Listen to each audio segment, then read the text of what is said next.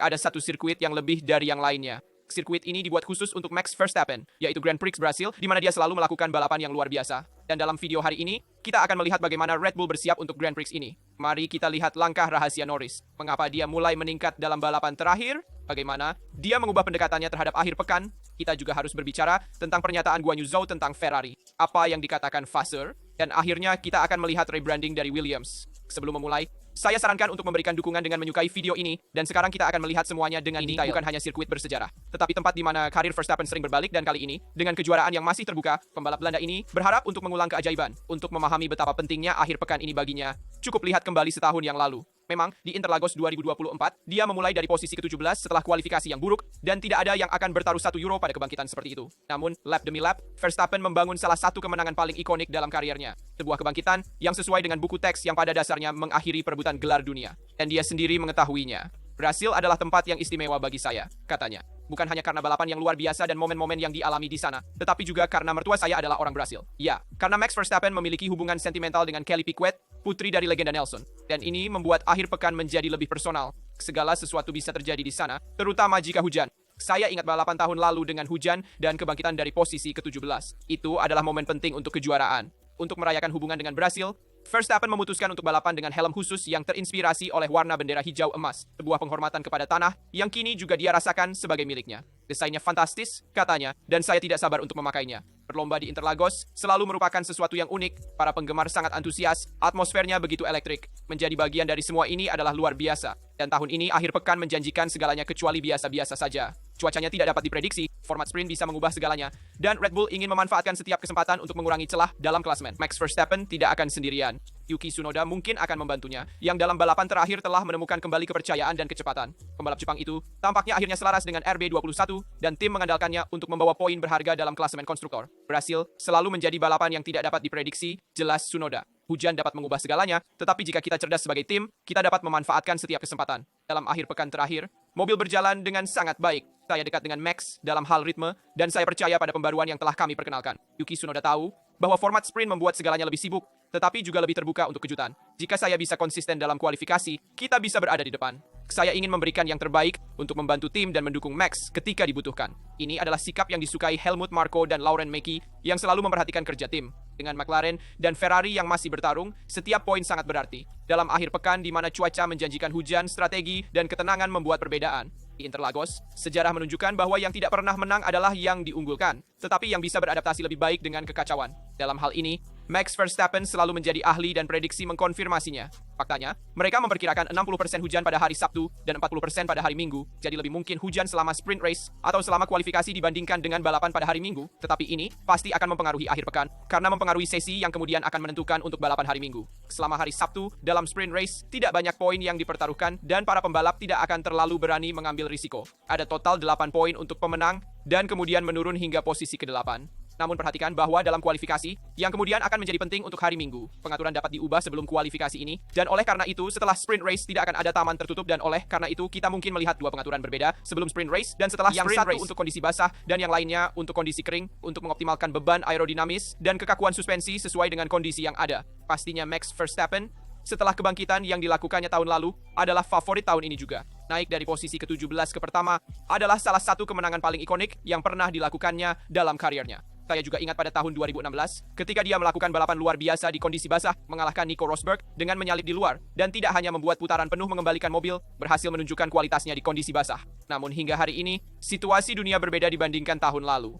Faktanya, McLaren tidak hanya berkembang, tetapi telah menjadi favorit sejati akhir pekan ini. Lando Norris memimpin kejuaraan dunia dengan 36 poin di atas Verstappen dan MCL 39 cocok dengan Interlagos. Ini adalah mobil balap yang bekerja secara luar biasa dengan ban, terutama dalam tahap yang paling sensitif. Dalam balapan basah atau di trek yang lembab, kemampuan itu dalam mengelola overheating ban bisa menjadi senjata utama melawan Red Bull.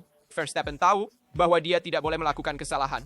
Dengan hanya 83 poin yang masih tersedia setelah Brasil, diperlukan reaksi segera. Keluar dari Sao Paulo dengan skor yang lebih rendah dari Norris atau Piastri pada dasarnya berarti mengucapkan selamat tinggal pada harapan terakhir untuk meraih gelar. Di balik layar, para teknisi bekerja seperti permainan catur. Di satu sisi, kekuatan dan soliditas Red Bull, di sisi lain ketepatan dan manajemen McLaren. Dua filosofi yang berbeda, dua dunia yang berlawanan, dan di tengahnya ada Verstappen Seorang pembalap yang tidak pernah menyerah, yang menyukai tantangan yang tidak mungkin, dan yang di trek ini dengan hujan turun dan penonton Brasil yang berteriak, selalu menemukan cara untuk menulis ulang aturan. Jika langit benar-benar memutuskan untuk terbuka di Interlagos, maka kita mungkin akan menyaksikan bab lain dari rivalitas yang, dari satu balapan ke balapan berikutnya, sedang menjadi legenda, dan lebih dari itu, Verstappen bisa menarik napas lega. Sebenarnya menjelang Grand Prix Brasil, juara dunia 4 kali secara resmi menjauh dari ancaman paling berbahaya yang mengintai musimnya. Diskualifikasi otomatis karena kelebihan penalti. Dalam beberapa bulan terakhir, Verstappen sudah hampir mencapai batas maksimum 12 poin di superlisensi yang membuat balapan dihentikan segera. Total 11 poin, hanya satu yang memisahkannya dari sanksi bersejarah. Sebuah risiko nyata yang muncul setelah kontak dengan George Russell di GP Spanyol, di mana FIA memberinya 3 poin penalti yang membawanya ke tepi jurang. Sejak saat itu, Max harus balapan dengan rem tangan ditarik tanpa membuat kesalahan sedikit pun karena cukup dengan satu manuver agresif atau pertahanan yang terlalu keras untuk melihatnya keluar dari satu akhir pekan penuh. Namun, seperti biasa dia berhasil tetap tenang. Sekarang, tepat menjelang Interlagos, lintasan di mana tahun lalu ia mencatat salah satu kemenangannya yang paling legendaris, situasi berubah sepenuhnya. Beberapa poin memang telah kadaluarsa dari catatan FIA berkat aturan masa berlaku 12 bulan. Yang dikumpulkan di Austria 2024 untuk kontak dengan Norris, dan satu lagi di sini di Brasil untuk pelanggaran di bawah virtual safety car telah dibatalkan. Hasilnya, Verstappen turun dari 11 menjadi 6 poin penalti.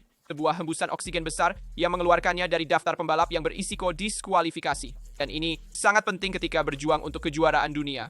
Banyak manuver yang dilakukan Verstappen pada 2021 melawan Hamilton dapat dikenai sanksi akan menyebabkan diskualifikasi. Dalam kasus ini, sekarang ketika berjuang untuk kejuaraan dunia melawan Norris dan Piastri, dengan lebih sedikit poin penalti, ia dapat mengambil risiko lebih banyak, menjadi lebih agresif di lintasan, seperti yang ia lakukan pada 2021. Untuk memahami sejauh mana berita ini, cukup ingat bahwa Kevin Magnussen adalah yang pertama dalam sejarah Formula 1 yang menerima larangan otomatis pada 2024. Sejak itu, FIA mempertahankan garis keras, tetapi tidak pernah memiliki juara sekelas Verstappen yang begitu dekat dengan penangguhan. Dan jika Verstappen di satu sisi bisa senang karena memiliki lebih sedikit poin penalti dan dapat mengambil risiko lebih banyak di lintasan karena meskipun ia melakukan manuver yang salah, ia tidak akan secara otomatis dikenai sanksi dengan larangan atau diskualifikasi dalam balapan berikutnya. Di sisi lain di rumah McLaren terjadi kekacauan lebih sengit dari sebelumnya dan Norris telah mengubah pendekatannya dibandingkan dengan masa lalu. Kejuaraan dunia 2025 memasuki fase paling panas dan seperti 12 bulan lalu, Interlagos kembali menjadi titik balik. Namun kali ini, pertarungan tidak hanya melawan Verstappen atau Red Bull. Ini adalah tantangan yang sepenuhnya internal di McLaren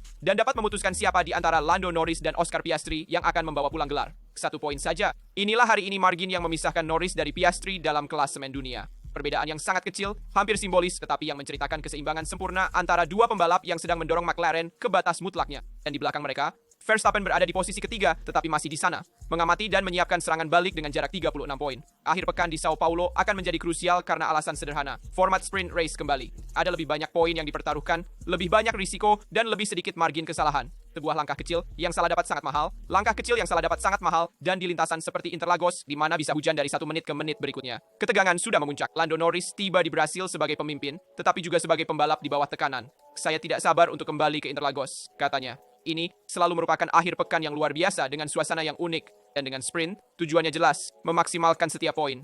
Norris tahu bahwa setiap detail penting. Setelah perjalanan ganda ke Amerika, dia menghabiskan beberapa hari di simulator di Woking mempelajari lintasan, strategi, dan kondisi cuaca yang berubah. Ini adalah tanda seorang pembalap yang sepenuhnya terlibat dalam perjuangan dunia, menyadari bahwa dari sini ke depan tidak akan ada akhir pekan yang normal lagi. Saya merasa baik, tambahnya.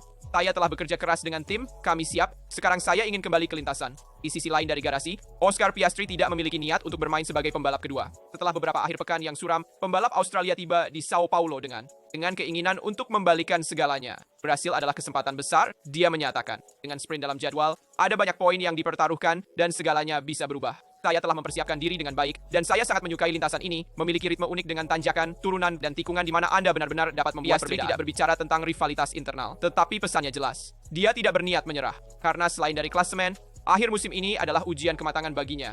Membuktikan bahwa bisa mengalahkan Norris secara seimbang dalam kejuaraan dunia yang sesungguhnya akan menjadi sinyal yang sangat kuat, tidak hanya untuk McLaren, tetapi untuk seluruh fandom. Kemudian ada cuaca. Di Interlagos, perakiraan cuaca tidak pernah benar-benar berarti. 1 menit ada matahari, kemudian hujan tropis turun, dan dengan format sprint, strategi berubah seketika. Setiap sesi dapat menjadi penentu dan pengelolaan ban, salah satu kekuatan dari MCL 39, kemungkinan akan menjadi faktor kunci. Setelah pelajaran dari Meksiko, di mana McLaren menunjukkan soliditas dan ritme balapan, tim Woking tiba di Brasil dengan kesadaran bahwa mereka memiliki mobil paling lengkap saat ini. Namun, tantangannya sekarang sepenuhnya bersifat psikologis, mempertahankan kontrol, menghindari kesalahan, dan menjaga agar Verstappen tetap terkendali, yang dengan hujan dan kekacauan dapat selalu memicu kembali perebutan gelar. Interlagos adalah lintasan yang tidak memaafkan, tetapi juga tempat di mana legenda dilahirkan dan tahun ini bisa menulis bab baru. Norris melawan Piastri, rekan satu tim dan rival untuk dunia. Dan dengan Verstappen yang kembali dalam bentuk, dan Red Bull siap menyerang, GP Brasil menjanjikan menjadi salah satu akhir pekan paling eksplosif tahun ini. Dan bagi Norris, perebutan gelar ini berubah sejak Singapura karena dia juga mengubah cara kerjanya. Faktanya, setelah kemenangan di Meksiko, pembalap Inggris ini melampaui rekan setimnya Oscar Piastri dengan 1 poin. Namun di balik hasil itu, ada lebih dari sekadar akhir pekan yang sempurna. Ada pilihan yang tidak biasa, hampir psikologis, yang mengubah cara Norris menghadapi kualifikasi. Sebuah detail teknis kecil yang membuat perbedaan. Semuanya berubah setelah Singapura. Faktanya, akhir pekan yang mengecewakan di mana McLaren gagal mencapai target bukan karena kecepatan balapan, tetapi karena kualifikasi yang menghilangkan semua peluang kemenangan. Dari debrief itu, Norris memutuskan bahwa pendekatan harus diubah. Dan sejak saat itu, ada sesuatu yang menyala. Di Woking, mereka bekerja dengan teliti, perubahan pada kotak kemudi, penyesuaian kecil untuk memberinya lebih banyak sensitivitas, perasaan yang lebih langsung, terutama pada bagian teknis. Namun, terobosan sebenarnya tidak datang dari aerodinamika atau pengaturan, itu datang dari caranya mengemudikan setir. Dalam beberapa balapan terakhir, Norris memilih untuk menghilangkan elemen yang hampir semua pembalap anggap penting. Delta dalam kualifikasi, indikator kecil pada layar yang menunjukkan dari tikungan ke tikungan apakah Anda lebih cepat atau lebih lambat dibandingkan putaran terbaik Anda. Tampaknya sepele, tetapi tidak, karena angka yang berkedip hijau atau merah di setiap tikungan adalah kompas bagi seorang pembalap modern. Itu memberitahu apakah Anda sedang meningkat, memandu Anda dalam koreksi dan mendorong atau menghentikan Anda. Namun, Norris memutuskan untuk mematikan semuanya. Dia tidak ingin referensi, tidak ingin angka, dia ingin mengemudi dengan insting, sensitivitas, dan konsentrasi murni. Siapa tahu, apakah tidak menggunakannya membantu atau memperburuk saya, katanya sambil tertawa. Intinya, adalah bahwa tanpa referensi itu saya selalu mendorong, dari tikungan ke tikungan, tanpa terpengaruh. Ini adalah filosofi yang hampir zen, tetapi sangat efektif, karena, seperti yang dijelaskan oleh Norris sendiri, Delta bisa menjadi senjata bermata dua. Jika Anda melihat bahwa Anda meningkat, Anda cenderung rileks. Jika Anda melihat bahwa Anda memburuk, Anda menjadi cemas dan kehilangan kelancaran. Dengan kata lain, Anda berhenti mengemudi untuk merasakan dan mulai mengemudi untuk mengejar angka. Sejak saya menghilangkannya, perbedaannya terlihat.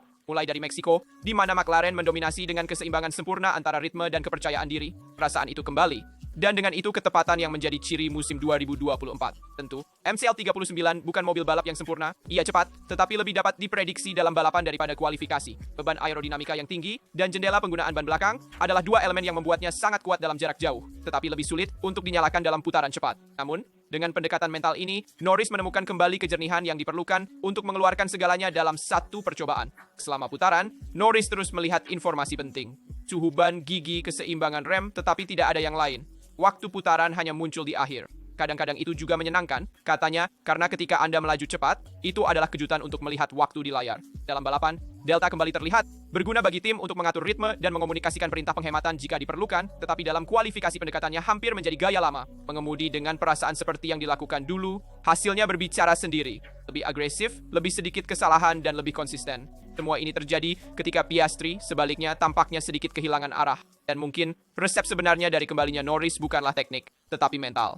Menemukan kembali koneksi murni dengan mobil tanpa angka, tanpa gangguan, hanya dia, McLaren, dan stopwatch. Metode yang tampaknya berhasil dan bisa menjadi kunci untuk menutup tahun 2025 sebagai juara dunia. Dan jika kita memikirkan kembali bahwa pada akhir musim panas, setelah balapan di Belanda, Oscar Piastri tampaknya memegang dunia setelah dia memenangkan balapan itu dan Norris, sebaliknya, pensiun di Belanda, Lando Norris mengumpulkan 35 poin. Dia memimpin kejuaraan dunia dengan keunggulan 1 poin atas Piastri. Tetapi satu hal yang semua orang perhatikan, dan juga diperhatikan oleh Herbert sendiri, adalah bahwa McLaren tampaknya lebih mendukung Norris daripada Piastri. Faktanya dari Monza dan seterusnya, radio tim pit stop mulai menceritakan sesuatu yang berbeda. Sinyal pertama muncul dari kontak di Singapura.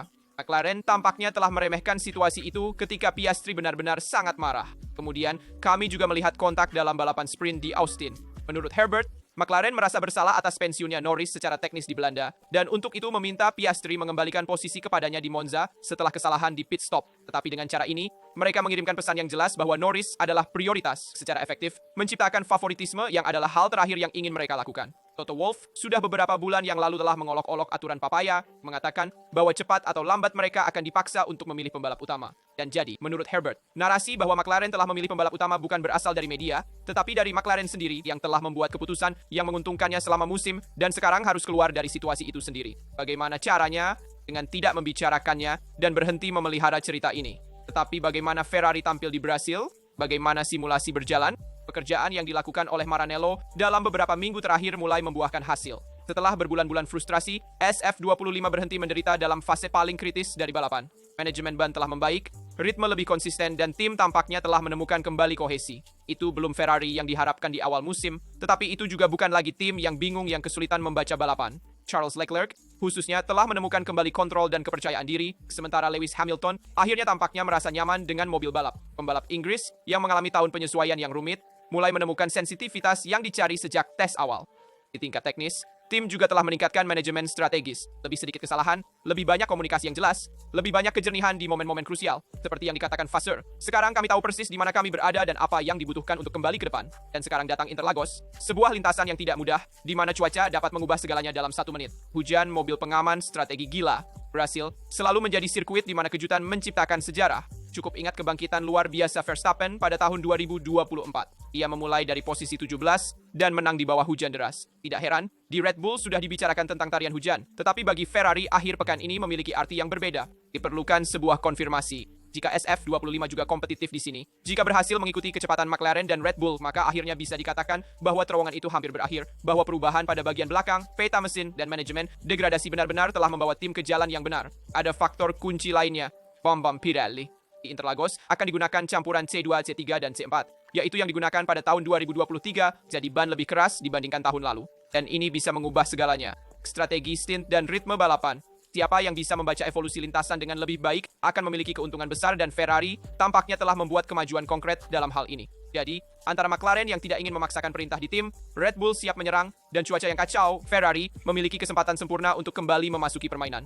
Dalam kejuaraan di mana keseimbangan sangat tipis, bahkan satu podium saja bisa mengubah narasi seluruh musim. Interlagos adalah lintasan penuh gairah, hujan, kegilaan, dan mungkin juga tempat yang tepat untuk memahami apakah SF25 benar-benar telah menemukan kembali hatinya. Dan saya ingin menganalisis bersama kalian kata-kata Guan Yu Zhou, yang telah mengamati dari dalam dunia Maranello dan Ferrari. Memang, Guan Yu Zhou sedang menjalani tahun yang berbeda dari biasanya. Tidak ada awal balapan, tidak ada lampu merah, tetapi sebuah pengalaman yang bisa mengubah karirnya. Sebagai pembalap cadangan Ferrari, pembalap asal Tiongkok memiliki kesempatan untuk mengamati dari dekat 3 pembalap, Lewis Hamilton, Charles Leclerc, dan Valtteri Bottas. Dan kesimpulannya mengejutkan semua orang. Mereka lebih mirip daripada yang terlihat. Setelah 3 musim di Sauber, di mana ia berpasangan dengan Bottas, Zhou menemukan rumah di Maranello. Sebenarnya ini adalah sebuah kepulangan, karena beberapa tahun lalu ia sudah pernah menjadi bagian dari Ferrari Driver Academy. Hari ini, ia bekerja di belakang layar antara simulator dan briefing teknis, berkontribusi pada pengembangan SF25 dan belajar setiap hari dari 2 legenda paddock. Cara mereka bekerja sangat mirip, Zhou menjelaskan. Masing-masing memiliki gaya sendiri. Tentu saja, tetapi secara keseluruhan tidak ada perbedaan besar. Ketiga pembalap memiliki pendekatan mental yang sama, konsentrasi, disiplin, dan keinginan untuk selalu meningkatkan diri. Namun dia mengakui, pertemuan pertamanya dengan Bottas adalah kejutan. Pada tahun pertama, saya bersama Valtteri, saya sangat terkesan. Saya memahami betapa pentingnya seorang pembalap untuk membangun tim, memberikan energi kepada orang-orang di pabrik. Hasil datang secara otomatis jika bekerja dengan cara seperti itu. Pengalaman dengan Bottas, katanya, telah mengajarkan lebih banyak daripada simulator manapun. Saya belajar bagaimana memanfaatkan pengalamannya untuk meningkatkan sisi teknis saya juga. Kemudian, saat datang ke Ferrari, saya mengenali sikap yang sama pada Charles dan Lewis. Pekerjaan sehari-hari di Maranello sangat mengesankan baginya. Di tim ini, kamu bisa menghabiskan lebih banyak waktu dengan para insinyur. Saya katakan 2 kali lipat dibandingkan di Sauber. Semua lebih terorganisir. Fokusnya adalah pada mengemudi dan meningkatkan diri, bukan pada aktivitas luar yang mengganggu. Di sini, fokusmu hanya pada performa. Ketika kamu melakukan terlalu banyak hal, selain pekerjaan dengan insinyurmu, pikiran menjadi terpecah. Di Ferrari, yang dipikirkan hanya mengemudi dan itulah yang saya suka. Tetapi kita harus membicarakan rebranding yang dilakukan oleh Williams, karena dari tahun 2026 semuanya akan berubah. Williams, salah satu tim paling ikonik dalam sejarah kejuaraan, baru saja mengumumkan rebranding lengkap, nama baru, logo baru, dan identitas yang ingin menggabungkan tradisi dan kebangkitan. Dari tahun 2026, tim akan secara resmi disebut Atlassian Williams Formula 1 Team dan akan kembali menggunakan simbol yang dikenal baik oleh penggemar lama. W berganda yang bergaya ke depan, logo yang menemani era keemasan Frank Williams antara tahun 80-an dan 90-an. Untuk memahami arti dari pilihan ini, kita harus melihat kembali ke masa lalu. Williams, dalam bentuknya saat ini, didirikan pada tahun 1977 ketika Sir Frank Williams memutuskan untuk memulai dari awal setelah percobaan pertamanya dengan tim. Tahun itu, dia datang ke lintasan dengan logo yang sederhana, namun kuat. W yang diproyeksikan ke depan, simbol kecepatan, kemajuan, dan keyakinan pada masa depan. Sebuah simbol yang akan bertahan hingga awal tahun 2000-an sebelum kemitraan dengan BMW dan transformasi merek. Hari ini, hampir 50 tahun sejak debutnya, tim telah memutuskan untuk menutup lingkaran dengan kepemilikan Dorilton Capital yang tidak memiliki hubungan langsung dengan keluarga Williams, tetapi ingin menjaga semangatnya. Tim akan kembali dengan desain bersejarah itu. Sebuah tindakan simbolis, namun sangat kental dengan identitas tim. Setelah tahun-tahun sulit, hari ini, Williams stabil di kelompok tengah klasemen dengan 111 poin, dan Carlos Sainz mampu membawa tim ke podium di Baku, meraih 3 besar pertama sejak 2021 untuk Williams. Di sampingnya, Alex Albon terus menjadi salah satu pembalap paling solid dan konsisten di kelompoknya, siap menghadapi siklus regulasi baru dengan tim. Identitas visual baru, kembalinya logo bersejarah, dan stabilitas teknis di bawah Fowles adalah tanda-tanda jelas. Williams tidak ingin lagi menjadi nama dari masa lalu, tetapi menjadi merek yang kembali diperhitungkan. Pertimbangkan bahwa, sebagai tim independen telah meraih 9 gelar konstruktor dan 7 gelar pembalap antara tahun 1980 dan 1997. Perubahan merek akan terjadi pada tahun 2026, bertepatan dengan diperkenalkannya regulasi baru di bidang teknis, aerodinamika, dan mesin. Beritahu saya di komentar apa pendapat Anda tentang Grand Prix di Brasil. Bisakah Verstappen mengadakan balapan seperti tahun 2024? Apakah Norris lebih diunggulkan dibandingkan Piastri dengan modifikasi yang dilakukannya dalam kualifikasi, yang memungkinkannya lebih agresif? Apakah Ferrari bisa berada di tengah-tengah pertarungan dengan Red Bull dan McLaren, atau akan lebih dekat ke Mercedes? Apa pendapat Anda tentang kata-kata Guan Yu Zhou dan juga perubahan merek dari Williams? Saya penasaran untuk membaca dan membalas semua komentar kalian. Seperti biasa, saya ingatkan untuk memberikan like berlangganan dan aktifkan notifikasi agar tidak ketinggalan di video dari Horace ini. Semuanya sudah selesai, sampai jumpa di video berikutnya.